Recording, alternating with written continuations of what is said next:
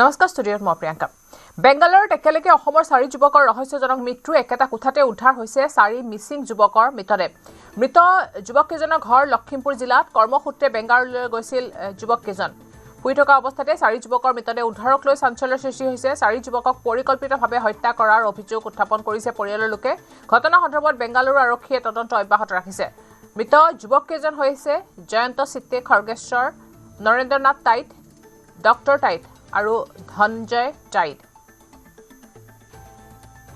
কোকা-কোলাৰ wear হাউচত কৰ্মৰত আছিল যুৱককেইজন ঘটনাস্থলীত বেংগালুৰু আৰক্ষী তদন্ত অব্যাহত ৰাখিছে কিন্তু এতিয়াও পোহৰলৈ অহা নাই যুৱককেইজনৰ মৃত্যুৰ ৰহস্য ঘটনা সন্দৰ্ভত বেংগালুৰুত কৰ্মৰত মাজুলীৰ যুৱক দিগন্ত নৰহৰ সৈতে ইনপুট এডিটৰ টেলিফোনিক বাৰ্তালাপ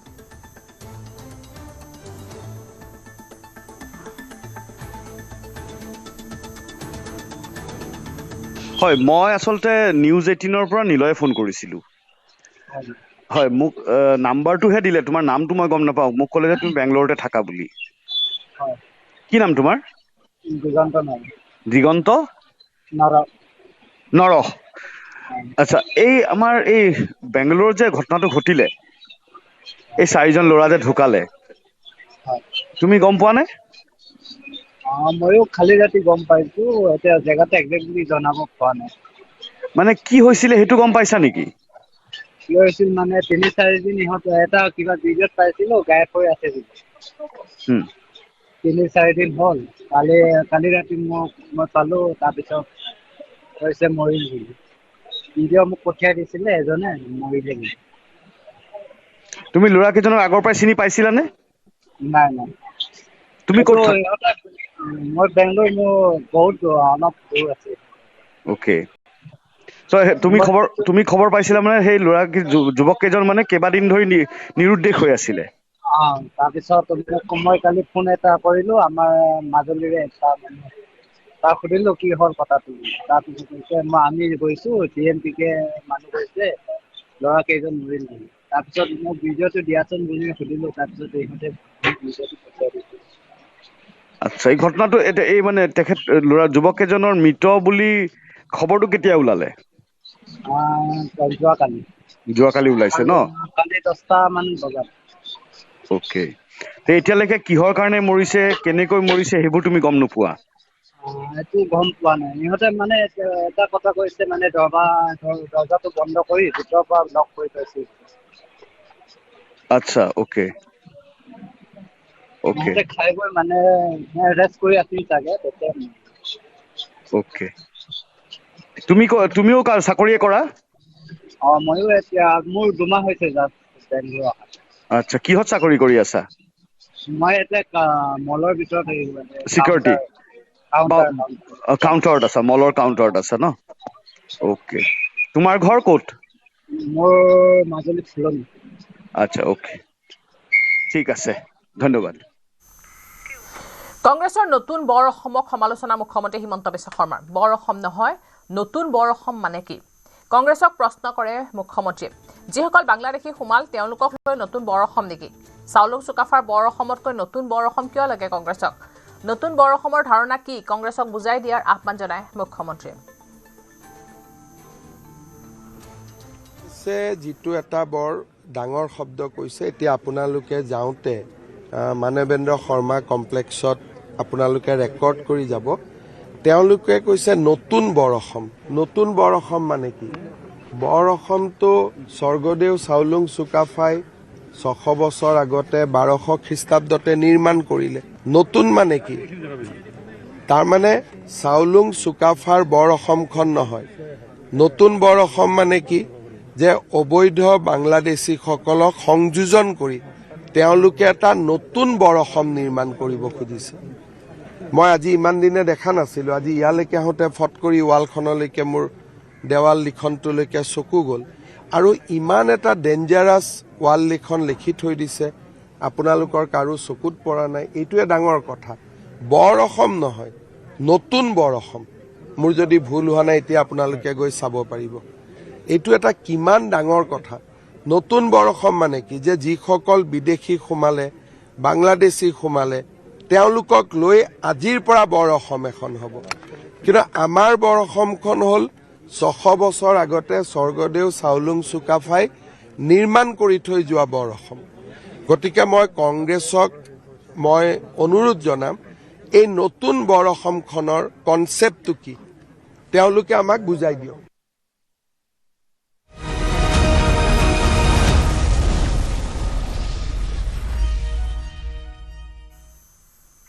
ভংগ হ'ব ৰাইজৰ দল আৰু কংগ্ৰেছৰ মিত্ৰতা।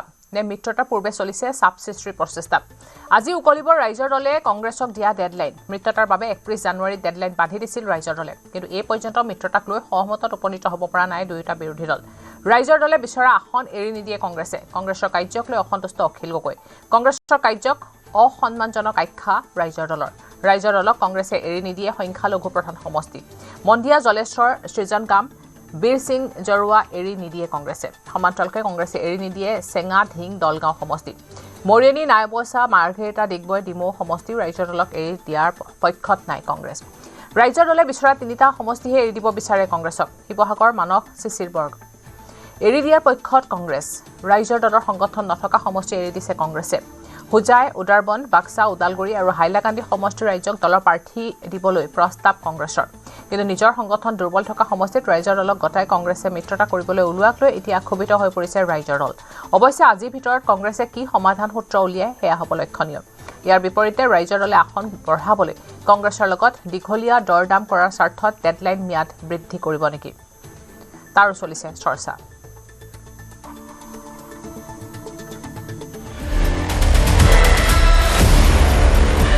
মাৰ্চত ইলেকশ্যন, মাজত ফেব্ৰুৱাৰী। কিন্তু মিত্ৰতা কেতিয়া হ'ব?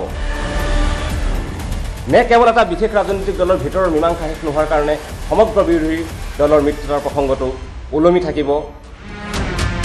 আজি উকলিব ৰাইজৰ দলে কংগ্ৰেছক দিয়া ডেডলাইন। আমি বাৰম্বাৰ তেওঁলোকক কৈছোঁ যে 31 জানুৱাৰী তাৰিখৰ ভিতৰত আমাৰ এলায়েন্সটো শেষ কৰি দিব লাগে। মিত্ৰতাৰ বাবে 31 জানুৱাৰী ডেডলাইন অখিল গগৈৰ। মিত্ৰতা চূড়ান্ত নকৰিলে নিজাকৈ প্ৰাৰ্থী ঘোষণা কৰিব ৰাইজৰ দলে। যে যিবিলাক আসনত বিজেপি জিকাৰ কোনো সম্ভাৱনা নাই, সংখ্যালঘুৰ আসনসমূহ, সেই সংখ্যালঘুৰ আসনসমূহত আমি তেতিয়াহ'লে বন্ধুত্বপূৰ্ণ নিৰ্বাচন খেলিম। অকলেই নিৰ্বাচন খেলাৰ হুংকাৰ দিছিল ৰাইজৰ দলে। এই পৰ্যন্ত অখিল গগৈৰ ডেডলাইনক গুৰুত্ব দিয়া নাই কংগ্ৰেছে। আমি নিজৰ দলৰ ভিতৰত বাচিম যে কোনকেইটা চিটৰ ভিতৰত কংগ্ৰেছৰ আটাইতকৈ শক্তিশালী প্ৰাৰ্থী থিয় হৈ আছে। তাৰপিছত আমি বেলেগ দলৰ লগত। মিত্ৰতাক লৈ দুভাগত বিভক্ত হৈছে কংগ্ৰেছ। শীঘ্ৰে মিত্ৰতা চূড়ান্ত হোৱাটো বিচাৰিছে দেৱব্ৰত শইকীয়াই। আমাৰ অলপমান দেৰি হোৱাৰ কাৰণে সকলোৰে অসন্তুষ্টি হৈছে যিসকল মিত্ৰ দল। প্ৰথমে কংগ্ৰেছ দলকে শক্তিশালী কৰাৰ ঘোষণা গৌৰৱ গগৈ। যে আটাইতকৈ উপযুক্ত প্ৰাৰ্থীসকল ক'ত, প্ৰথমে আমি নিজৰ দলৰ ভিতৰত বাচিব লাগিবতো। Bureau report, news 18 Assam north east.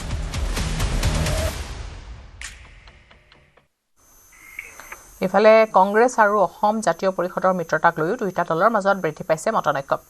Brig brother ভূমিকা লোৱা কংগ্ৰেছে ঘোষণা কৰাৰ দৰে নিজৰ কামত নহা সমষ্টিহে এৰি দিছে মিত্ৰতা দলক। অসম জাতীয় পৰিষদকো সৰুপথাৰ, ডিগবৈ, মাহমৰা, ধেমাজি, চেঙা, বিন্দাকান্দি, দক্ষিণ কৰিমগঞ্জ সমষ্টি কংগ্ৰেছে এৰি নিদিয়ে অজাপক। ইয়াৰ পৰিৱৰ্তে খোৱাং, শদিয়া, মৰিগাঁও, পলাশবাৰী, বজালী এৰি দিয়া পক্ষত কংগ্ৰেছ। সমান্তৰালকৈ ডিব্ৰুগড়, গুৱাহাটী, চেণ্ট্ৰেল অজাপাক এৰি দিবলৈ বিচাৰিছে কংগ্ৰেছে। কিন্তু নিজৰ বিশেষ সংগঠন নথকা সমষ্টিলৈ মিত্ৰতাৰ নামত মিত্ৰতা কৰিব বিচৰা নাই অজাপাই। সন্মানজনক আসন ভাগ বটোৱাৰা সন্দৰ্ভত আলোচনাৰ বাবে অজাপাই আহ্বান জনাইছে জৰুৰী দলীয় বৈঠকৰ।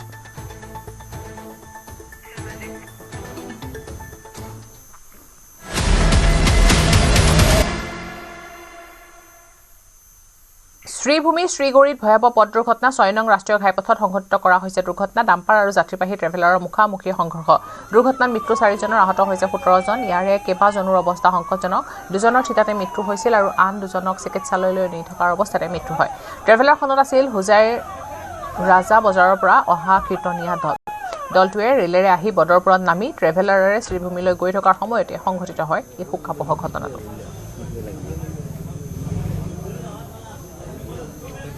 এখানে ঘটনা হয়েছে একটা অপোজিট থেকে ডাম্পারে ইয়া রং সাইড থেকে রাইট সাইডে মারছে ট্রেভেলার, টেবেলে প্যাসেঞ্জার আসলো 25 জনের মধ্যে বহুত জখম হয়েছে আর সব 100% জখম হয়েছে আর 2 জন ওরা স্পট ডেড আসলো এবারে খবর পাইছে আর 2 জন গেছে গিয়া মানে টোটাল 60 জন মারা গেছে আর বাদ বাকি পুরো দুর্দান্ত অ্যাক্সিডেন্ট আসলো বেশি জখম আসলো এরারে পাঠানো ফোনে 6টা উঠার সময় ঘটনা হয়েছে আমরা মানে প্রথম এখানেও আর কেউ আসলো না 3-4 জন মানুষ আসলো লোকাল আমরা মিলিয়ে গিয়ে বার করিয়া পাঠাইছি ত্ৰিপুৰাৰ কুমাৰঘাটত ভয়ংকৰ পথ দুৰ্ঘটনা 12 চকীয়া ট্ৰাকৰ খুন্দাত থিতাতে 4 জনৰ মৃত্যু হৈছে দুৰ্ঘটনাত গুৰুতৰভাৱে আহত 2 জনক হস্পিটেলত ভৰ্তি 12 চকীয়া ট্ৰাকে মহতিয়াই নিছিল এখন ইলেক্ট্ৰিক অটো দুৰ্ঘটনাত অটোখনৰ চালক ভাস্কৰ গোস্বামীৰ মৃত্যু হৈছে অটোখনত থকা 3 গৰাকী যাত্ৰীৰো মৃত্যু হৈছে দুৰ্ঘটনাত আহত হৈছে আন 2 গৰাকী যাত্ৰী আহত 2 যাত্ৰীক প্ৰথম অৱস্থাত জিলা হস্পিটেলত ভৰ্তি কৰোৱা হৈছে আহত এজনক সংকটজনক অৱস্থাত শিলচৰ মেডিকেল কলেজত ভৰ্তি কৰোৱা হৈছে দুৰ্ঘটনাৰ পিছতে ঘটনাস্থলীৰ পৰা ট্ৰাক চালকে কৰিছে পলায়ন ঘটনাস্থলীত উপস্থিত আৰক্ষীয়ে অব্যাহত ৰাখিছে তদন্ত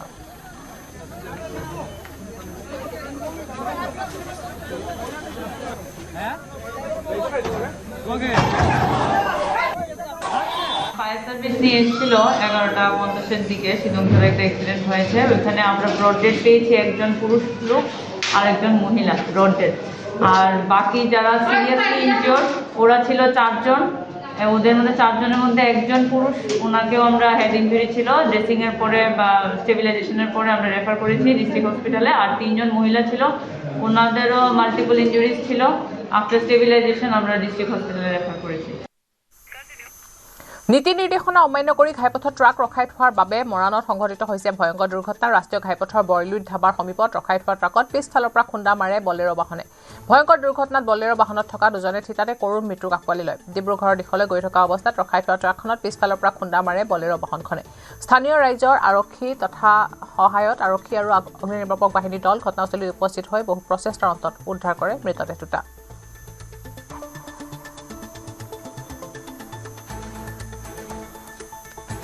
পিছফালে এই বলেৰোখন খুন্দা মাৰি আছে তাৰপৰা আমি আহি চালোঁ অলপ দেৰি ৰ'লোঁ তাৰপৰা জেচিপিখন কি কৰিলে জেচিপিখনে টানি উলিয়ালে বাৰু বলেৰোখন মানুহ লাগি আছিলে মানুহ বলেৰোখনত 2টা মানুহ সোমাই আছিল স্পট ডেড তো আমি উলিয়াই মেলি আৰু ভান এখনত উঠাই পঠিয়ালোঁ ড্ৰাইভাৰটো আমি অহা আগতে কিবা এখন গাড়ীত গ'ল বুলি খবৰ পাইছোঁ আমি গাড়ীৰ ড্ৰাইভাৰটো বলেৰো পিকআপৰ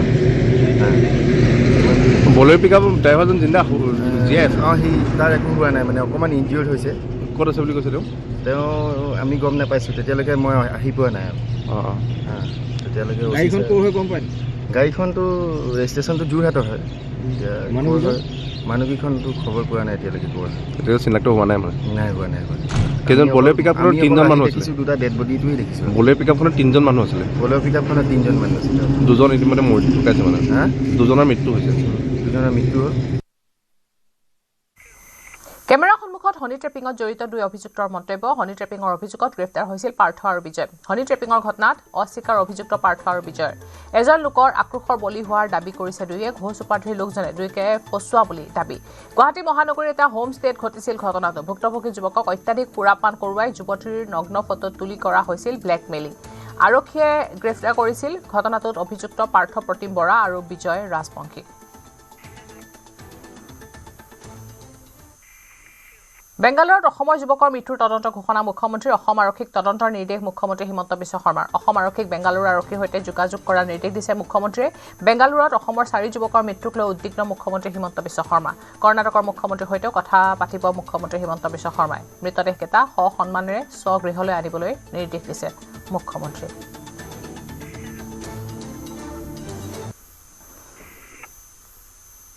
ধুবুৰীৰ সাহেবগঞ্জ বানা মাদ্ৰাসাত নিশা উত্তেজনা এখন অবৈধ আৱাসিক মাদ্ৰাসাত ছাত্ৰীৰ সৈতে অপকৰ্ম কৰাৰ অভিযোগত ভণ্ড মৌলবীৰ বিৰুদ্ধে সৰব সকলো ভণ্ড মৌলবীয়ে 13 বছৰীয়া এগৰাকী ছাত্ৰীক দিছে অশ্লীল প্ৰস্তাৱ ভণ্ড মৌলবী মুক্তাব হুছেইনৰ বিৰুদ্ধে উত্থাপন হৈছে অভিযোগ ভুক্তভোগী কিশোৰীগৰাকীয়ে ঘটনা সন্দৰ্ভত সকলোকে অৱগত কৰে এজন লোকক অৱগত কৰাৰ প্ৰথমে তাৰপিছত স্থানীয় ৰাইজৰ সহযোগত আৰক্ষীয়ে আটক কৰিছে ভণ্ড মৌলবী মুক্তাব হুছেইনক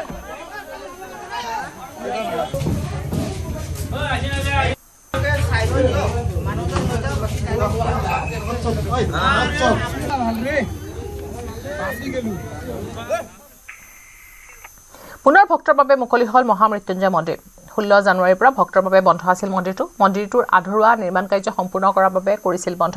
15 দিনৰ অন্তত আজি ভক্তৰ বাবে মুকলি কৰা হৈছে মন্দিৰটো। ভক্তৰ বাবে মুকলি কৰাৰ দিনাই মহামৃত্যুঞ্জয় যজ্ঞ সম্পন্ন হৈছে। কাইলৈ পুৱা 11 বজাত মুখ্যমন্ত্ৰীৰ অংশ ল'ব পূৰ্ণাহুতি।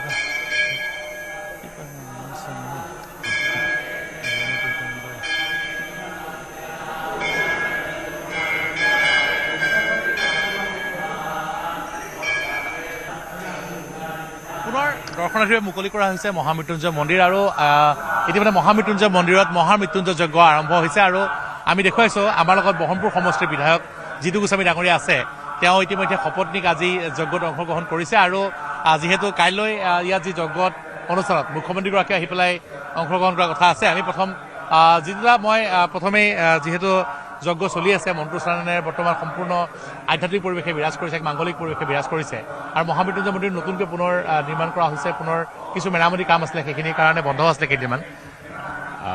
আমাৰ মহামৃত্যুঞ্জয় যজ্ঞভাগ প্ৰতি বছৰে আমাৰ হৈ থাকে মাঘী পূৰ্ণিমাৰ সময়ত আৰু এইবাৰ আমি 4 দিনীয়াকৈ এই যজ্ঞভাগ পাতিছোঁ আৰু মাঘী পূৰ্ণিমাৰ দিনৰ পৰা আৰু আমাৰ 5 দিনৰ কাৰণে আৰু যজ্ঞ চলিব আৰু এই যজ্ঞভাগ আমি প্ৰতি বছৰে পাতি আহোঁ আৰু সকলোৰে শান্তিৰ কাৰণে, বিশ্ব শান্তিৰ কাৰণে, অসমৰ সৰ্বাংগীন উন্নয়নৰ কাৰণে আৰু সকলোৰে সুখৰ কাৰণে এই যজ্ঞভাগ আমি অনুষ্ঠিত কৰোঁ। বিশ্ব শান্তিৰ কাৰণে মেইনলি আমাৰ যজ্ঞভাগ হয় আৰু আজিও তেনেকৈ হৈছে। অহাকালি ইয়াত আমাৰ পূৰ্ণাহুতি হ'ব আৰু আমি ভাবোঁ যে আমাৰ মুখ্যমন্ত্ৰী ডাঙৰীয়া আমাৰ এই মহামৃত্যুঞ্জয় সেৱা ট্ৰাষ্টৰ চেয়াৰমেন আৰু অহাকালি তেখেতৰো জন্মদিন। মই ভাবোঁ অহাকালি তেখেত আহিব আৰু আমি সকলোৱে তেখেতৰ দীৰ্ঘায়ু হওক আৰু পুনৰ অসমত এখন সুস্থিৰ চৰকাৰ এখন হওক তাৰে কামনা কৰিছোঁ। মেৰামতি কাম আছিলে, সেইখিনি কৰা সম্পূৰ্ণ হৈ গৈছে। ইয়াত মেৰামতি অলপ আছিলে, আমি জাষ্ট অলপ ৰিপেয়াৰিঙৰ আছিলে, কাম সম্পূৰ্ণ হ'ল। মন্দিৰ আজিৰ পৰা ৰাইজৰ কাৰণে উৎসৰ্গিত হৈছে। নিশ্চয় আজিৰ পৰা ৰাইজৰ কাৰণে মন্দিৰ মুকলি হ'ব আৰু মই দেখুৱাইছোঁ অতি সুন্দৰকৈ সজাই পৰাই তুলিছে। মাঘী পূৰ্ণিমাত যি যজ্ঞ চলিছে সেই যজ্ঞত পূৰ্ণাহুতিত মুখ্যমন্ত্ৰীগৰাকী আহি পেলাই অংশগ্ৰহণ কৰিব আৰু যি মহামৃত্যুঞ্জয় মন্দিৰ কেইটামান দিনৰ বাবে বন্ধ আছিলে দৰ্শনাৰ্থীৰ বাবে, যিহেতু ইয়াত যি দেখিবলৈ পোৱা গৈছিল যে কিছু মেৰামতিৰ কাম আছিলে, সেই মেৰামতিৰ কামসমূহ ইয়াত কৰা হৈছিলে আৰু তাৰপিছত বৰ্তমান পুনৰ দৰ্শনাৰ্থীৰে মুকলি কৰা হৈছে আৰু ইয়াত ইতিমধ্যে মহামৃত্যুঞ্জয় মহামৃত্যুঞ্জয় যজ্ঞ আৰম্ভ হৈছে। কাৰণ যিহেতু মাঘী পূৰ্ণিমা প্ৰতি বছৰে মহামৃত্যুঞ্জয় যজ্ঞ কৰা হয় আৰু কাইলৈ মুখ্যমন্ত্ৰীৰ জন্মদিনো আৰু যিহেতু মুখ্যমন্ত্ৰীগৰাকী এই ট্ৰাষ্টৰ চেয়াৰমেন, গতিকে কাইলৈ মুখ্যমন্ত্ৰীগৰাকী ইয়াত পূৰ্ণাহুতিত আহি পেলাই অংশগ্ৰহণ কৰিবহি আৰু জন্মদিনটোত মহামৃত্যুঞ্জয় মন্দিৰত তেওঁ যি যজ্ঞ হ'ব সেই যজ্ঞ অনুষ্ঠানত তেওঁ আহি অংশগ্ৰহণ কৰিব। বেংগালুৰুত অসমৰ যুৱকৰ মৃত্যুৰ তদন্ত ঘোষণা মুখ্যমন্ত্ৰীৰ। অসম আৰক্ষীক তদন্তৰ নিৰ্দেশ দিছে মুখ্যমন্ত্ৰী হিমন্ত বিশ্ব শৰ্মাই। অসম আৰক্ষীক বেংগালুৰু আৰক্ষীৰ সৈতে যোগাযোগৰ নিৰ্দেশ। বেংগালুৰুত অসমৰ 4 যুৱকৰ মৃত্যুক লৈ উদ্বিগ্ন মুখ্যমন্ত্ৰী হিমন্ত বিশ্ব শৰ্মা। কৰ্ণাটকৰ মুখ্যমন্ত্ৰীৰ সৈতেও কথা পাতিব মুখ্যমন্ত্ৰী হিমন্ত বিশ্ব শৰ্মাই। মৃতদেহ এটা সন্মানেৰে স্বগৃহলৈ আনিবলৈ নিৰ্দেশ দিছে মুখ্যমন্ত্ৰীয়ে। আজি এইটো এটা ৰাতিপুৱাই বহুত দুখৰ খবৰ আমি পাইছোঁ। মই ইতিমধ্যে পুলিচক নিৰ্দেশ দিছোঁ যে বাংগালুৰুৰ পুলিচ কমিশ্যনাৰৰ লগত কথা পাতিব লাগে, ঘটনাৰ তদন্তও কৰিব লাগে আৰু মৃত শৰীৰকেইটা সন্মান সহকাৰে অসমলৈ উভতাই আনিব লাগে। আৰু মই নিজেও কৰ্ণাটকৰ মুখ্যমন্ত্ৰীৰ লগত আজি গধূলি এই বিষয়ে আলোচনা কৰিম।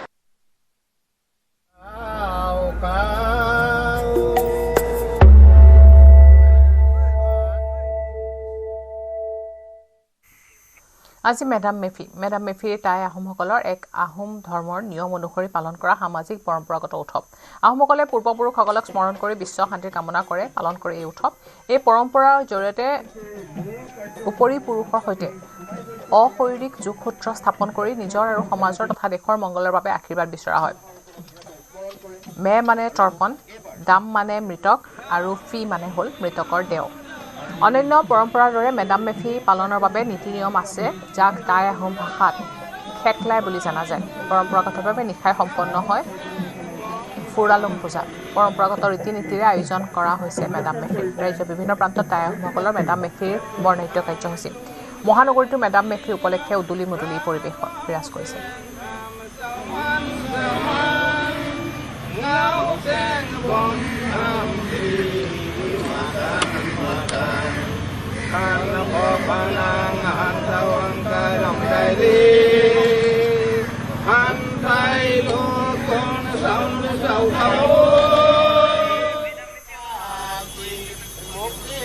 আৰু এনেদৰে দেখিবলৈ পোৱা গৈছে মেডাম মেফি অনুষ্ঠানত অংশগ্ৰহণ কৰিছে গৌৰৱ গগৈ।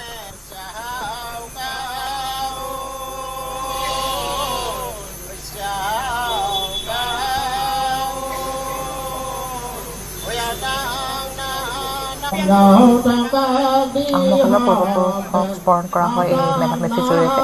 দেখিবলৈ পোৱা গৈছে পৰম্পৰাগতভাৱে নিশা সম্পন্ন হৈছে ফুৰালং পূজা। সমবেত হৈছে বহু লোক। পৰম্পৰাগত নীতি নীতিৰে পালন কৰা হৈছে মেডাম মেফি। গৌৰৱ গগৈ অংশগ্ৰহণ কৰিছে মেডাম মেফিৰ অনুষ্ঠানত।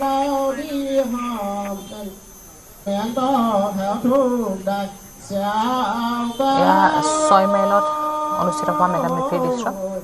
পৰম্পৰাগত ৰীতি নীতিৰে পালন কৰা হৈছে মেডাম মেফি। অংশগ্ৰহণ কৰিছে গৌৰৱ গগৈ।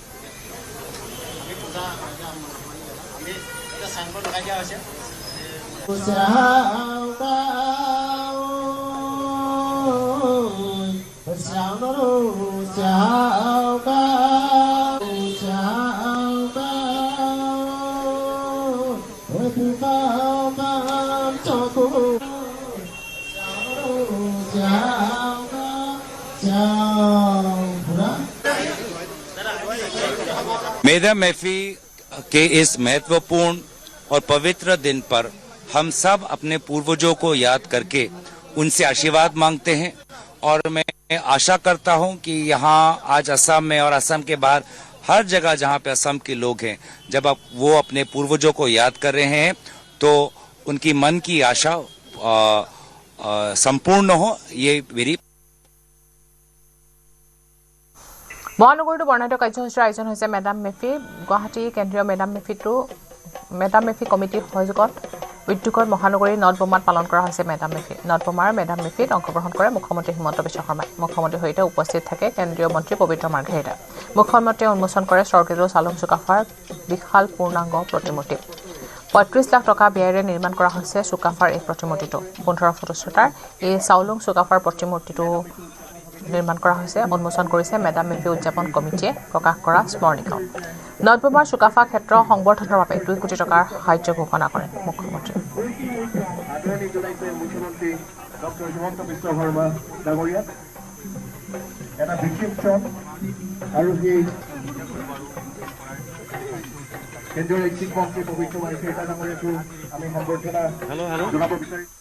আজি পবিত্ৰ মেডাম মেফি আৰু এই পবিত্ৰ দিনটোতে বৰ অসমৰ ভেটি গৰুতা আমাৰ সকলোৰে পৰম পূজনীয় স্বৰ্গদেউ চাউলুং চুকাফাৰ এটা সুন্দৰ প্ৰতিমূৰ্তি আমি গুৱাহাটীৰ মেডাম মেফি ক্ষেত্ৰত নটবমাত উদ্বোধন কৰিছোঁ।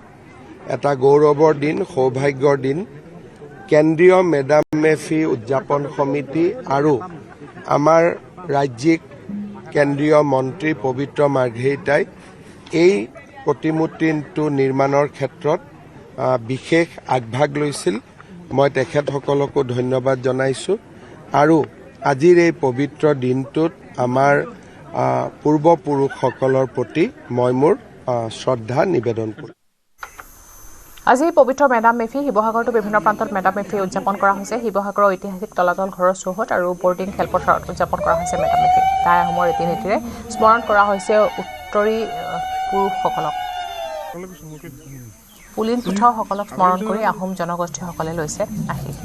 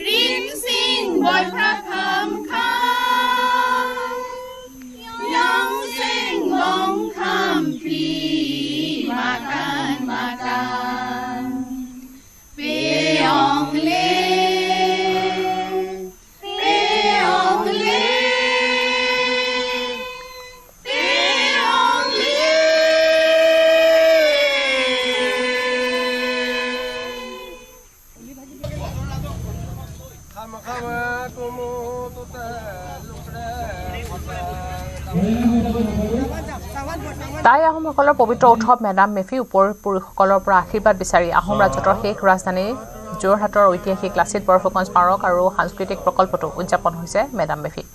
লাচিত মৈদাম সংৰক্ষণ কমিটিৰ উদ্যোগত আয়োজন কৰা হৈছে এই অনুষ্ঠান। পুৱাই ফুৰালুং পৰম্পৰাৰে মৈদাম তৰ্পণ কৰে।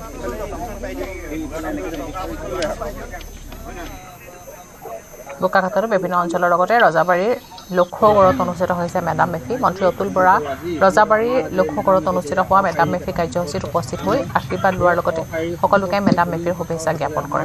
ঐতিহাসিক ৰজাবাৰী লক্ষ্যগড়ৰ মেডাম মেফি কাৰ্যসূচীত উপস্থিত হৈ পৰম্পৰাগত ৰহি সাজ আৰু গাহৰি মাংসৰ সোৱাদ ল'লে মন্ত্ৰীগৰাকীয়ে।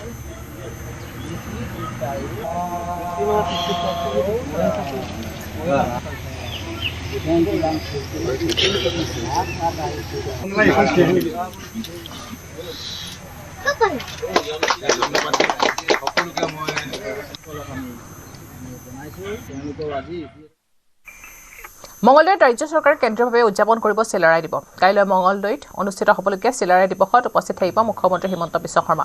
মুখ্যমন্ত্ৰীৰ উপস্থিতিত উন্মোচন কৰা হ'ব ৰজা কৃষ্ণ নাৰায়ণ দেৱৰ বিশাল প্ৰতিমূৰ্তি। লগতে নৱনিৰ্মিত চিলাৰায় ভৱনৰো শুভ উদ্বোধন কৰিব মুখ্যমন্ত্ৰীয়ে। মঙলদৈৰ পতাল সিং পাৰাত বিশাল জনসভাৰ বাবে চলিছে ব্যাপক প্ৰস্তুতি। মুখ্যমন্ত্ৰীয়ে প্ৰথমে মঙলদৈ চিলাৰায় ভৱনত থকা চিলাৰায়ৰ প্ৰতিমূৰ্তিত মাল্যৰ্পণ কৰাৰ পিছত নৱনিৰ্মিত চিলাৰায় ভৱনৰ শুভ উদ্বোধন কৰিব। তাৰ পিছতে মঙলদৈৰ পতাল সিং পাৰাত নিৰ্মাণ কৰা ৰজা কৃষ্ণ নাৰায়ণ দেৱৰ বিশাল প্ৰতিমূৰ্তি উন্মোচন কৰাৰ পিছতে উক্ত স্থানতে এখন বিশাল জনসভাত অংশগ্ৰহণ কৰিব।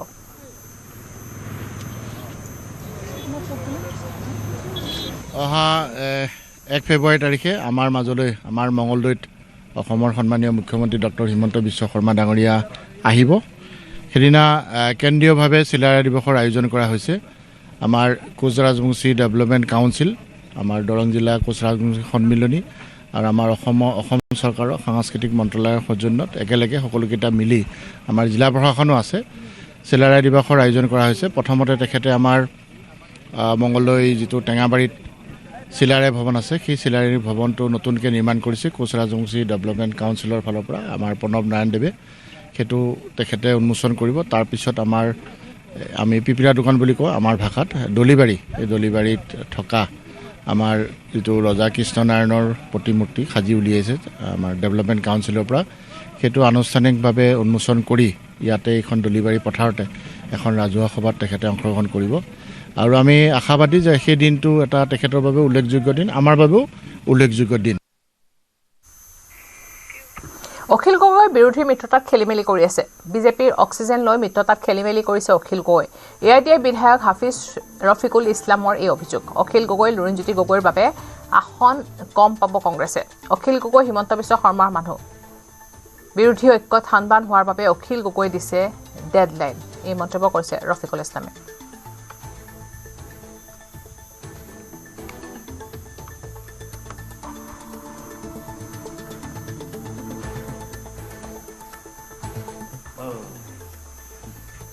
অখিল গগৈৰ কথা মই কৈছোঁ, কাৰণ অখিল গগৈ হেমন্ত বিশ্বৰ অক্সিজেন লৈ কাম কৰি আছে। ইফালে কংগ্ৰেছতো হেমন্ত বিশ্বৰ ডাঙৰ ডাঙৰ এজেণ্ট আছে। গতিকে একেলগে মিলি বিজেপিৰ বিৰুদ্ধে যুঁজিবলৈ তেখেতসকলৰ সাহস নাই বা সেই মানসিকতা তেখেতসকলৰ নাই। অখিল গগৈয়ে অবাস্তৱ কিছু আসন বিচাৰিব আৰু কংগ্ৰেছৰ মাজতো কিছুমান হেমন্ত বিশ্বৰ মানুহ আছে যিসকলে অখিলক সন্মানজনক আসন দি যে কনভিন্স কৰিব সেইটোও নকৰে। আল্টিমেটলি শুনি আছো 3টা-5টাৰ কথা কৈ আছে, 3টা। অখিলেও বিচাৰিব 25-30টা, এজন MLA 25-30টা বা বিচাৰি কেনেকে, বা কংগ্ৰেছেও মাত্ৰ 2-3টা বা কেনেকে দিয়ে। এই যে তেখেতসকলৰ মাজত এইটো আল্টিমেটলি গৈ হেমন্ত বিশ্বৰ মাজত খেলি আছে বহুত পৰ্দাৰ পিছৰ পৰা। আৰু চাব লাষ্টলৈকে মোৰ এটা ধাৰণা কোনো বুজাবুজি নহ'ব। আৰু তেখেতসকলে ডাঙৰ ডাঙৰকৈ কৈছিল যদি বুজাবুজি নহয় বিজেপিক অকবাৰ দিয়া হ'ব। এতিয়া অখিলে উত্তৰ দিয়ক, বুজাবুজি ভংগ কৰাৰ দিশে যে গৈ আছে বিজেপিক অকবাৰ কিয় দিব গৈ আছে? কংগ্ৰেছেও কৈ আছিল যে আমাৰ অকলে যুঁজাৰ শক্তি নাই। অকলে যুঁজাৰ যদি শক্তি নাই, 15টামান দল আছিল, আধা হেৰালে ৰাস্তাৰ পৰা, এতিয়া 7টামান আছে, সেইকেইটাকো আপোনালোকে আউট কৰাৰ ধান্দা কৰি আছে। দুৰ্ঘটনাক কেন্দ্ৰ কৰি ৰঙিয়াত মহিলা আৰু যুৱকৰ ওপৰত মিয়াৰ দলবদ্ধ আক্ৰমণ। 15জনীয়া মিয়া যুৱকৰ বৰ্বৰ আক্ৰমণত মহিলাসহ 2জন গুৰুতৰভাৱে আহত হৈছে। দৰাকুছিত দলবদ্ধ আক্ৰমণত আহত হৈছে ইমৰান হুছেইন আৰু চানৱাৰা বেগম। কামৰূপ নলবাৰী সীমান্তৱৰ্তী নুনা পাৰৰ পৰা আহিছিল দলবদ্ধ আক্ৰমণ কৰা মিয়া যুৱকৰ দলটো। ঘটনা সন্দৰ্ভত ৰঙিয়া থানাত এজাহাৰ দাখিল কৰিছে ভুক্তভোগী পৰিয়ালে। সানৱাৰা বেগম নামৰ মহিলাগৰাকীয়ে ছিঙি পৰি থকা বিদ্যুতৰ তাঁৰ মেৰামতি কৰি থকাৰ অৱস্থাত দুৰ্ঘটনাত পতিত হৈছিল 2 বাইক আৰোহী মহিলাগৰাকী ভুলৰ বাবে দুৰ্ঘটনা সংঘটিত হোৱাৰ অভিযোগ কাজিয়াত লিপ্ত হৈছিল 2 বাইক আৰোহী ইয়াৰ পিছতে ফোন কৰি মিয়া যুৱকৰ দলটোক মাতি আনিছিল দুৰ্ঘটনাত পতিত 2 যুৱকে মিয়া যুৱকৰ দলটোক ঘটনাস্থলীত উপস্থিত হৈ আক্ৰমণ কৰে মহিলাগৰাকীক ইপিনে বাধা দিবলৈ যোৱা ইমৰান হুছেইন নামৰ যুৱকজনকো বৰ্বৰভাৱে আক্ৰমণ কৰে গুণ্ডা বাহিনীটোৱে দলবদ্ধ আক্ৰমণত গুৰুতৰভাৱে আহত হোৱা ইমৰান হুছেইন সম্প্ৰতি জীৱন মৃত্যুৰ সৈতে যুঁজি আছে ঘটনা সন্দৰ্ভত এজাহাৰ দাখিল কৰাৰ লগতে আক্ৰমণকাৰী মিয়া যুৱকৰ দলটোক শীঘ্ৰে গ্ৰেপ্তাৰ কৰি কঠোৰ শাস্তি বিহাৰ দাবী কৰিছে ভুক্তভোগী পৰিয়ালে মোক ফেলাই থৈ গৈছে জংঘলৰ মাজত তাৰপৰা চলি দুটা কান্দা কাটা হাহাকাৰ তাৰপৰা লাষ্টত আকৌ দাদাকক নিয়ন্ত্ৰণ তুলি আকৌ মোক বিচাৰি মোক তুলিছে মোক সিহঁতে মাৰিছে আকৌ শিল মাৰিছে শিল দলিয়াইছে আকৌ গাড়ী এখন লৈছে মাৰুতি বহুত মানে গাড়ী লৈছে আৰু বাটত ভৰ্তি হৈ গৈছে তাৰপৰা মই ভয়তে ক'তো উকি ঢুকি পোৱা নাই ভয় লাগছে লাগতে মই উদিনা ফোন কৰিব দিছোঁ আৰু আমাৰ মানুহকেইটাক তাৰপৰা কোনোবা কাৰণে এনেকৈ গৈছে যাই পেলাই আৰু সেন্দে আৰু কি কৈছে দলংখন পাৰ আকৌ শিল মাৰে আহি ৰতন্ধক মাৰোকেইটা খেদি আহি সেনা কৰি পেলাই মোক অলপ বেয়া ভাষা কৈছে তাৰপৰা মোক বগৰে দিছে মাৰছি বুকুত আকৌ পিঠিত মাৰছি মোক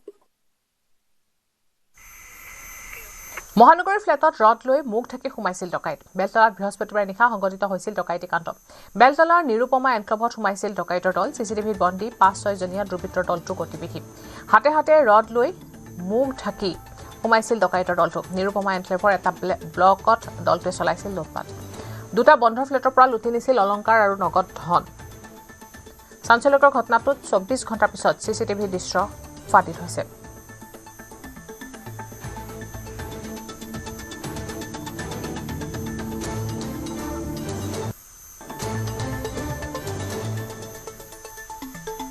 চিচিটিভিত পোহৰলৈ আহিছে সমগ্ৰ দৃশ্য কিদৰে মুখত কলা কাপোৰ বান্ধি এনেদৰে হাতত ৰড লৈ সোমাইছিল ডকাইতৰ দলটো নিৰুপমা এনক্লেভত সংঘটিত হৈছিল ডকাইতি কাণ্ড আৰু সেই ঘটনাৰ 24 ঘণ্টাৰ পিছত পোহৰলৈ আহিছে চিচিটিভিৰ দৃশ্য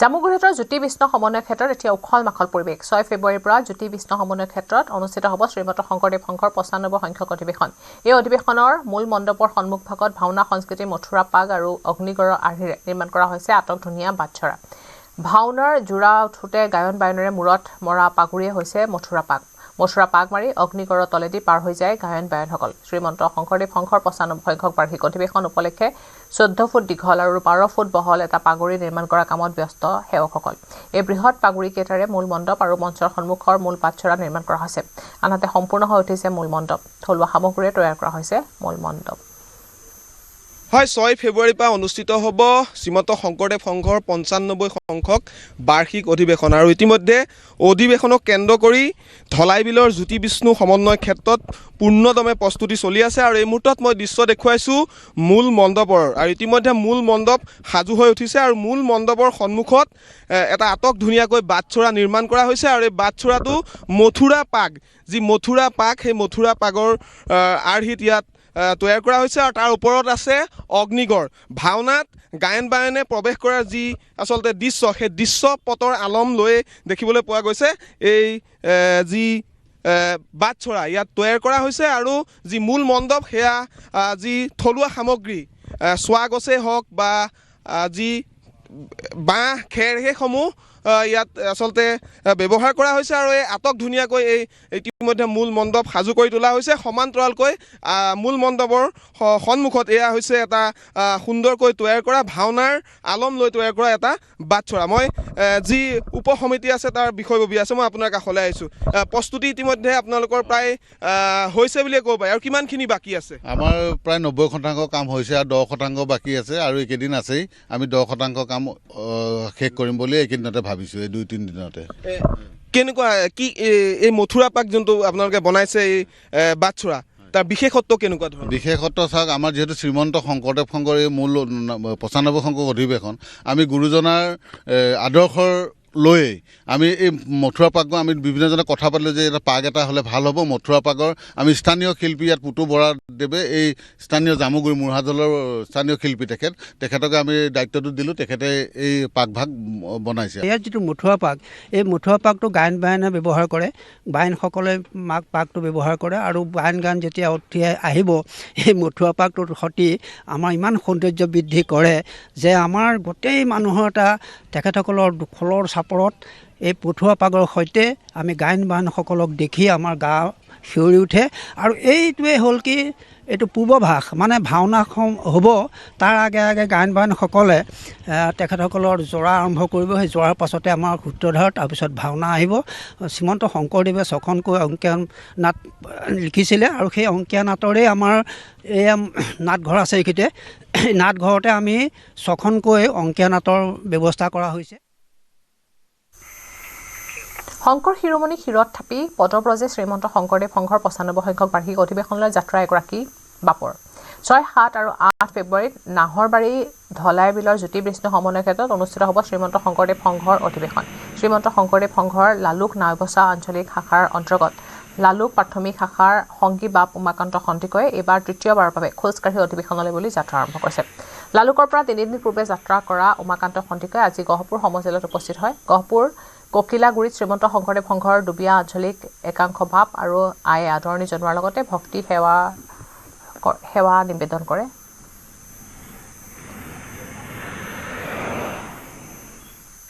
আমাৰ শ্ৰীমন্ত শংকৰদেৱ সংঘৰ 95 সংখ্যক বাৰ্ষিক অধিৱেশন জ্যোতি বিষ্ণু সমন্বয় ক্ষেত্ৰ ধলাইবিল নাহৰবাৰী অনুষ্ঠিত হ'ব অহা ইংৰাজী 6, 7, 8 তাৰিখে। আমি তালৈকে পদব্ৰজে যাত্ৰা কৰি আহি আছোঁ। আজি আমাৰ 3টা দিন হৈছে। আমি যোৱা নিশা হাৱাজানত থাকিলোঁ, তাৰ মানে নাইটত থাকিলোঁ। আজি হয়তো আমি গহপুৰ পাম। গতিকে সকলোকে ভক্তি কৰা সেৱা নিবেদন কৰিছোঁ। আমাৰ সেইসময়তে বাপুজনক লগ পালোঁ, বাপুজনৰ চৰণত সেৱা কৰিলোঁ। বালিপাৰাত বিজেপি নেতাৰ ঘৰত চোৰে কৰিছে চাফাই অভিযান। শোণিতপুৰ জিলা বিজেপিৰ প্ৰাক্তন সভাপতি তথা বৰ্তমানৰ বিজেপিৰ ৰাজ্যিক কাৰ্যনিৰ্বাহক সদস্য মৃণাল শইকীয়াৰ ঘৰত চোৰে চলাইছে লুটপাট। ঘৰত কোনো নথকাৰ সুযোগ লৈ দুৱাৰৰ তলা ভাঙি চোৰে নিলে প্ৰায় 10 তোলা সোণৰ অলংকাৰ। ঘটনা সন্দৰ্ভত চাৰিদুৱাৰ আৰক্ষী থানাত এজাহাৰ দাখিল কৰিছে ভুক্তভোগীৰ পৰিয়ালটোৱে। ৰাতিপুৱা মই 10:15-20 মানত স্কুললৈ ওলাই গৈছোঁ। তেতিয়া তলা মাৰি থৈ গৈছিলোঁ, ঘৰত আমি নাছিলোঁ কোনো। তাৰপিছতে আহি পেলাই যেতিয়া 3:30 বজাত আহি ঘৰ পাওঁতে তাৰপিছতে দেখোঁ পিছফালে যেতিয়া মই যাওঁ পিছফালে তলা মাৰিছিলোঁ। তাৰপিছতে তলাটো মানে তলাটো নাছিলে, দুৱাৰখন মানে বন্ধ কৰি থৈ গৈছে। পিছত হ'লেও ভয় খাই পেলাই মই ওচৰৰ মানুহঘৰক চিঞৰি আহিলোঁ। আহি পেলাই এনেকৈ ভিতৰ সোমাই দেখিলোঁ মোৰ গোটেই গডৰেজৰ দুৱাৰ গোটেই খোলা, তলা চলা ভাঙি দিছে, লগ ভাঙি পেলাই গহনা একোৱেই নাই। 3টা ছেট গহনা আছিলে, গহনাখিনি তাৰপিছতে মোৰ ছোৱালীজনীৰ আছিলে, তাৰপিছত নতুনকৈ বনোৱা আছিলে, নতুন আঙুঠি আছিলে, 3-4টা আঙুঠি, খাৰু আছিলে। তাৰপৰা তেনেধৰণে গোটেই সোণৰ গহনাখিনি মানে 3টা লকাৰ ভাঙিছে, কিন্তু এটা লকাৰতে গহনা আছিলে, সেইখিনি সকলোখিনি লৈ গ'ল। শোণিতপুৰ জিলাৰ বৰচলা বিধানসভা সমষ্টিৰ অন্তৰ্গত 2 নং বৰপুখুৰী গাঁৱৰ শ্ৰী শ্ৰী দীঘলী লেঙামাগুৰি সত্ৰৰ 6ষ্ঠ বাৰ্ষিক প্ৰতিষ্ঠা দিৱস আজিৰ পৰা 4দিনীয়া কাৰ্যসূচী অনুষ্ঠিত হৈছে। 31 জানুৱাৰীৰ পৰা 3 ফেব্ৰুৱাৰীলৈ 4দিনীয়া বৰ্ণিল কাৰ্যসূচীৰে আয়োজিত এই অনুষ্ঠানত বিভিন্ন ধৰ্মীয় আৰু সাংস্কৃতিক কাৰ্যসূচী ৰূপায়ণ কৰা হয়। সত্ৰ প্ৰাংগণত নাম প্ৰসংগ, ভাগৱত পাঠ, ভক্তিমূলক সংগীত, দিহানাম আৰু অন্যান্য অনুষ্ঠান অনুষ্ঠিত হৈছে। ইতিহাস আৰু আধ্যাত্মিকতাৰ সমৃদ্ধ এই সত্ৰখন জলাশয়ৰ মাজত অৱস্থিত। প্ৰতি বছৰে মাঘী পূৰ্ণিমাত এই স্থানত দৰ্শনাৰ্থী আৰু ভক্তসকলৰ ব্যাপক সমাগম পৰিলক্ষিত হয়। অঞ্চলটোৰ ৰাইজেও এই অনুষ্ঠানক লৈ গভীৰ উৎসাহ ব্যক্ত কৰিছে।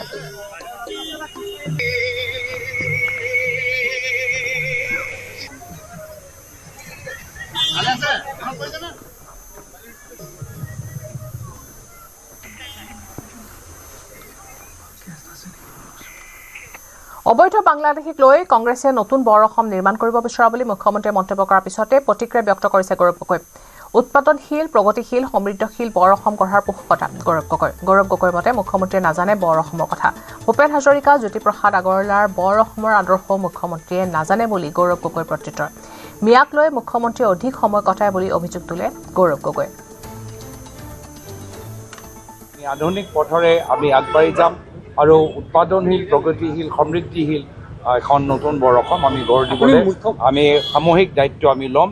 আজি তাৰিখত অসমৰ বিভিন্ন জিলাত আমি মানুহৰ মাজত সংঘাত সৃষ্টি কৰিছোঁ আৰু এই সংঘাত সৃষ্টি কৰা আমি দেখা পাইছোঁ আৰু সেয়া হ'ল তেওঁলোকৰ উদ্দেশ্য।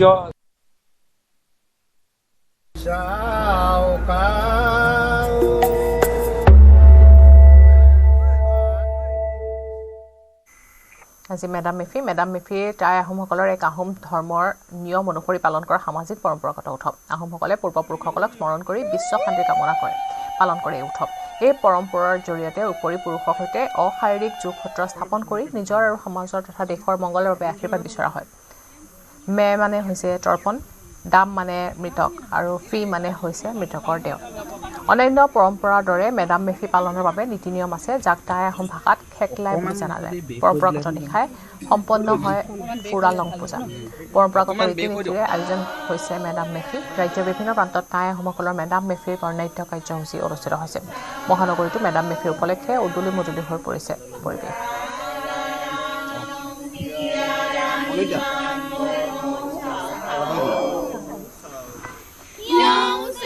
Bong kham phi makan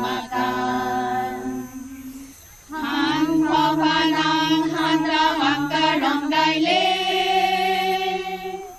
Han dai luk kun sao lu sao ka o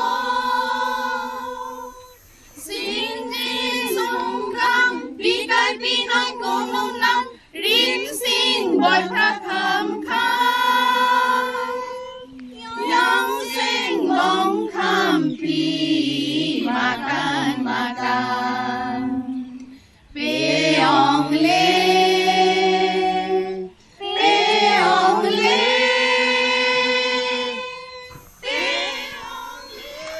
আজি পবিত্ৰ মেডাম মেফি শিৱসাগৰৰ বিভিন্ন প্ৰান্তত মেডাম মেফি উদযাপন কৰা হৈছে শিৱসাগৰৰ ঐতিহাসিক তলাতল ঘৰৰ চৌহদ আৰু বৰ্ডিং খেলপথাৰত উদযাপন কৰা হৈছে মেডাম মেফি টাই আহোমৰ ৰীতি নীতিৰে স্মৰণ কৰা হৈছে উপৰি পুৰুষসকলক পুলিন পুত্ৰসকলক স্মৰণ কৰি আহোম জনগোষ্ঠীয় লোকসকলে লৈছে আশীষ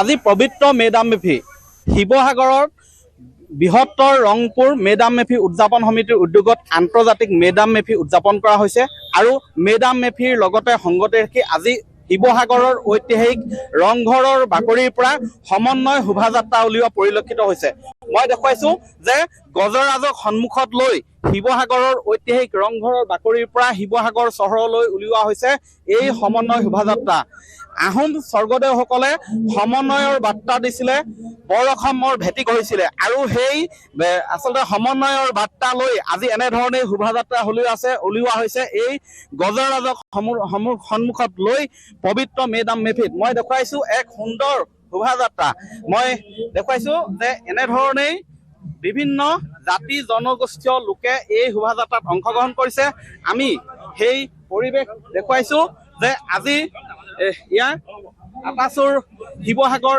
জিলা সম্পাদক আছে মই ভাষ্য ল'ম কি ক'বা আজি এই এটা সুন্দৰ মুহূৰ্ত নিশ্চয়কৈ আজি এই পবিত্ৰ দিনত আজি ঐতিহাসিক ৰংঘৰৰ বাকৰিৰ পৰা অসমৰ সমূহ ৰাইজক আমি এই মেডাম মেফিৰ ওলগ জ্ঞাপন কৰিছোঁ আৰু স্বৰ্গদেউ যি আদৰ্শ চুকাফাৰ যি স্বদেশ প্ৰেম দৰ্শন এয়া যাতে অনাদিকাললৈ যাতে জীয়াই থাকে তাৰ এক আমি প্ৰতীক ৰূপতে শোভাযাত্ৰাৰ জৰিয়তে আমি পুনৰবাৰ প্ৰকাশ কৰিব বিচাৰিছোঁ আৰু শিৱসাগৰ জিলাৰ লগতে বিভিন্নজন ৰাইজক আজি অনুষ্ঠিত হ'বলগীয়া মেডাম মেফি অনুষ্ঠানলৈ আমি এই অনুষ্ঠানৰ জৰিয়তে সকলোকে আমি আমন্ত্ৰণ জনাইছোঁ মই ইয়াত ভাষ্য ল'ম আজি এই পবিত্ৰ দিনটোত কি ক'ব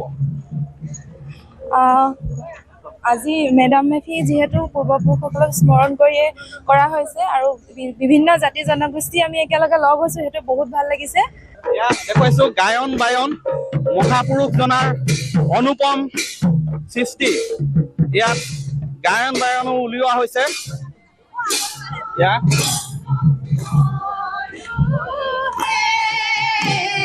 জয় জয় ৰাম জয় শ্ৰী ৰাম জয় সনাতন হৰি হে জয় জয় ৰাম জয় শ্ৰী ৰাম জয় সনাতন হৰি হে শ্ৰীমন্ত শংকৰে পাৰ ভাঙি দিলে বহে ব্ৰহ্মাণ্ড হয় এনেধৰণে শিৱসাগৰৰ বৰ্ডিং খেলপথাৰত আজি আন্তৰ্জাতিক মেডাম মেফি 3দিনীয়া কাৰ্যসূচীৰে উদযাপন কৰা হৈছিলে। আজি দ্বিতীয়টো দিন তথা আজি মেডাম মেফি আৰু এই দ্বিতীয়টো দিনত এনেধৰণে এক সমন্বয় সাংস্কৃতিক শোভাযাত্ৰা উলিওৱা হৈছে শিৱসাগৰৰ ঐতিহাসিক ৰংঘৰৰ বাকৰিৰ পৰা শিৱসাগৰৰ বৰ্ডিং খেলপথাৰলৈ। টাই আহোমসকলৰ পবিত্ৰ উৎসৱ মেডাম মেফি উপৰি পুৰুষসকলৰ পৰা আশীৰ্বাদ বিচাৰি আহোম ৰাজত্বৰ শেষ ৰাজধানী যোৰহাটৰ ঐতিহাসিক লাচিত বৰফুকন স্মাৰক আৰু সাংস্কৃতিক প্ৰকল্পটো উদযাপন কৰিছে মেডাম মেফি। লাচিত মৈদাম সংৰক্ষণ কমিটিৰ উদ্যোগত আয়োজন কৰা এই অনুষ্ঠানত পুৱাই ফুৰালুং পৰম্পৰাৰে মৈদাম তৰ্পণ কৰে। এই মুহূৰ্তত যোৰহাটৰ যি ঐতিহাসিক লাচিত মৈদামৰ পৰিৱেশ দেখুৱাইছো। ইতিমধ্যে ফুৰালুং পৰম্পৰাৰে তেওঁলোকৰ পূৰ্বপুৰুষসকলক স্মৰণ কৰি ইয়াতে যিসমূহ আচলতে পূজা পাৰ্বণ সেইখিনি সমাপন কৰিছে আৰু পূৰ্বপুৰুষসকলক তেওঁলোকে স্মৰণ কৰিছে। এক বিশ্বাস আছে যে পূৰ্বপুৰুষসকলক স্মৰণ কৰিলে তেওঁলোকৰ সমাজৰ পৰা সকলো অসূয়া অপ্ৰীতি দূৰ হয়, দুখ ক্লেশ সকলো দূৰ হয়। এনে বহু পৰম্পৰা আছে এই পবিত্ৰ মেডাম মেফিৰ। মই অকণমান যি আচলতে লাচিত মৈদাম সংৰক্ষণ সমিতিৰ বিষয়ববীয়া মহেন্দ্ৰ গগৈ ডাঙৰীয়া আছে, মই অকণমান আপোনাৰ ওচৰলৈ আহিছোঁ। যিহেতু আজি পবিত্ৰ মেডাম মেফি খুব উলহ মালহেৰে জাতীয় বীৰজনাৰ পবিত্ৰ মৈদামত আজি এই পূজা সমাপন কৰা হৈছে। গোটেই কথাখিনি হয়, ধন্যবাদ। এই মেডাম মেফি হ'ল উপৰিপুৰুষক স্মৰণ। তেখেতসকলক আমি গোটেইখিনি হোলোঙাপাৰ যিমানৰ আমি আঞ্চলিক সমিতি তথা সংৰক্ষণ সমিতি স্থানীয় ৰাইজ সকলোৱে মিলি প্ৰতি বছৰে পৰম্পৰাগতভাৱে আমি মেডাম মেফি উৎসৱ পালন কৰি আহিছোঁ। কোনো বছৰ বৰ বহলকৈ কৰা হয় আৰু বাকী অনুষ্টুপীয়াভাৱেই আমি কিছুমান কৰোঁ।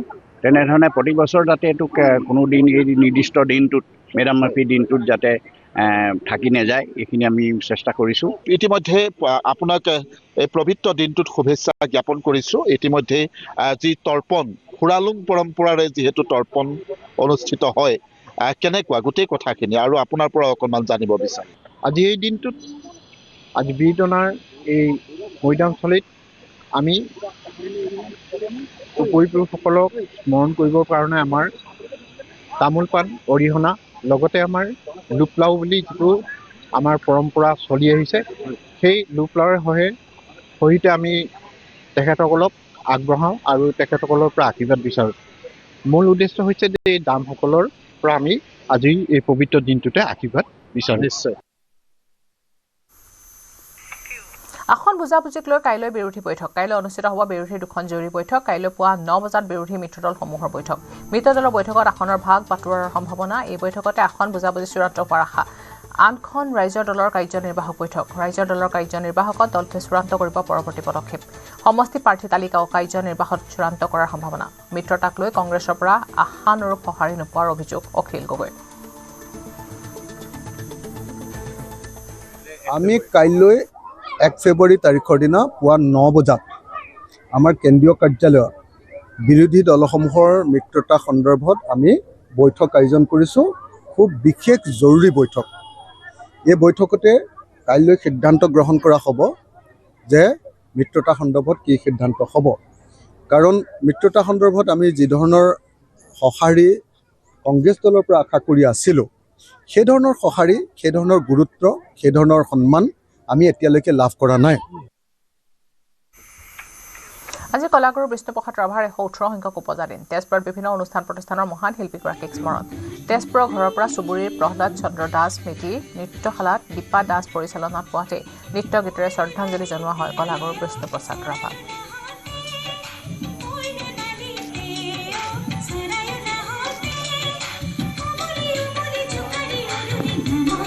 আজি কলাগুৰু বিষ্ণুপ্ৰসাদ ৰাভাৰ 118 সংখ্যক উপজা দিন আৰু মই তেজপুৰৰ পৰা পুৱাৰ এক পৰিৱেশ দেখুৱাব বিচাৰিছোঁ। মই উপস্থিত আছোঁ তেজপুৰ ঘৰ পৰা চুবুৰীৰ প্ৰহ্লাদ চন্দ্ৰ দাস স্মৃতি নৃত্যশালাত আৰু এই নৃত্যশালাত পুৱাতে দেখা পোৱা গৈছে নৃত্য গীতৰে এনেদৰে মহান শিল্পীগৰাকীলৈ শ্ৰদ্ধা জনোৱা।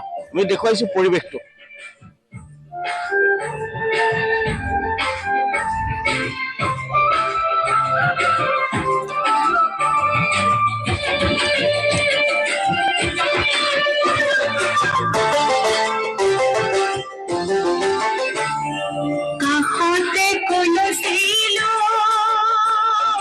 যায় রসকি পায় কাকতে কুলসী লয় যায় রসকি পায় রামঢালি উঠে দিবান গীতে ফাঁকি রামঢালি উঠে দিবান গীতে ফাঁকি জ্বলায় ফুলা ফুররে ফাঁকি কাপড়ে ফুলনি উজ্জ্বলাই রসকি পায় যায় রসকি পায় কাপড়ে কুলসী লয় যায় রসকি পায়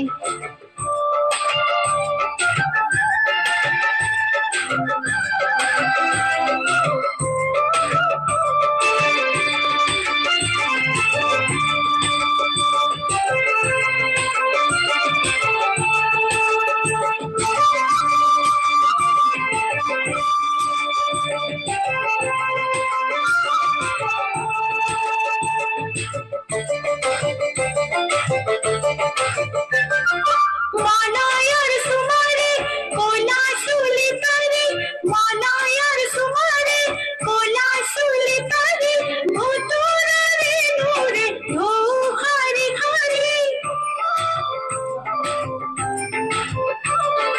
মালায়ার সুমারে কোলা শুলি তারে মালায়ার সুমারে কোলা শুলি তারে ভুতুরে নূরে ধো হারি হারি আৰু ইয়াৰ লগে লগে সময় হৈছে এতিয়া বাতৰিৰ পৰা বিদায় লোৱাৰ নমস্কাৰ